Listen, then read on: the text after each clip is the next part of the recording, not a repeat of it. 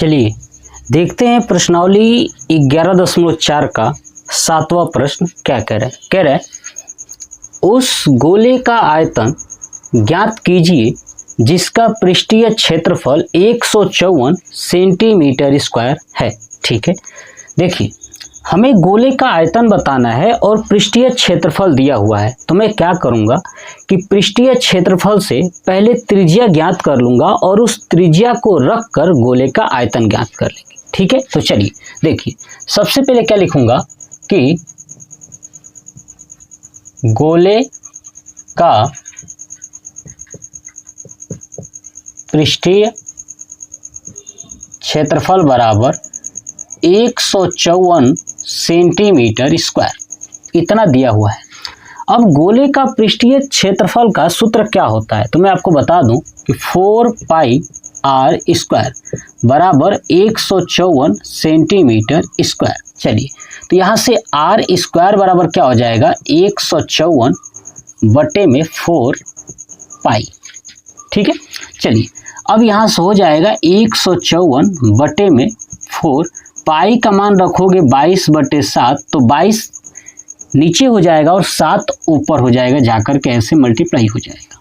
Clear, तो 22/7 ये बात आपको समझ आना। चलिए अब देखिए कटेगा किससे, तो देखिएगा ध्यान से, ये 22 से कट जाएगा 7 बार में, 22 7 154, तो आर स्क्वायर बराबर हो जाएगा 7 × 7 यानी 49 और नीचे क्या आएगा 4, तो आर बराबर क्या हो जाएगा रूट में 49/4, ये हो जाएगा बाहर 7/2, भाग करेंगे तो आएगा 3.5।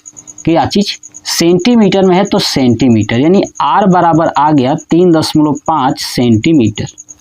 बात आपको समझ में आया, या आप 7/2 तक भी रहने दे सकते हो। चलिए अब आयतन निकालना है, तो क्या निकालूंगा गोले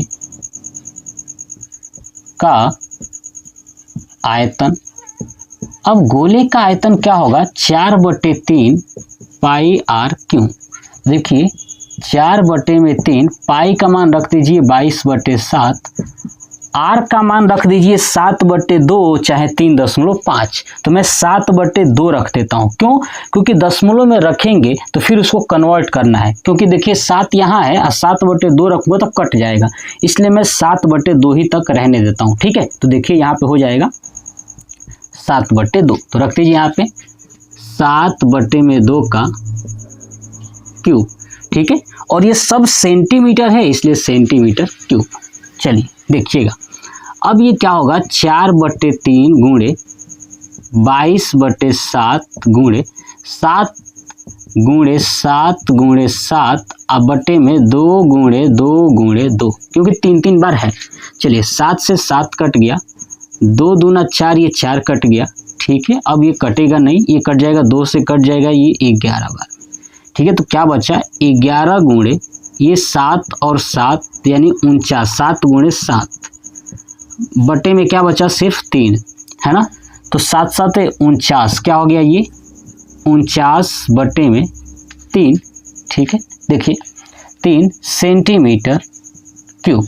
क्या आया 49/3 और ये 11 है तो इधर कर दूंगा 11। ठीक है, तो सही से लिख देता हूँ, इसको हम लिखेंगे कैसे, तो 11 गुणे 49 अब पूरे के बटे में 3 सेंटीमीटर क्यूब।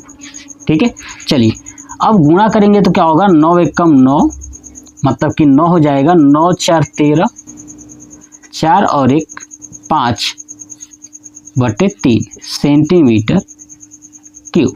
ठीक है, यानी 539/3 सेंटीमीटर क्यूब, ये हो जाएगा हमारा आंसर। आई बात समझ। चलिए आप इसका स्क्रीनशॉट ले लीजिए, है ना, बहुत आसान। चलिए तो ये प्रश्न संख्या 7 भी पूरा कंप्लीट हो गया। अब आप मुझे कमेंट बॉक्स में कमेंट करके बताइएगा कि आपको ये प्रश्न कैसा लगा। जय हिंद।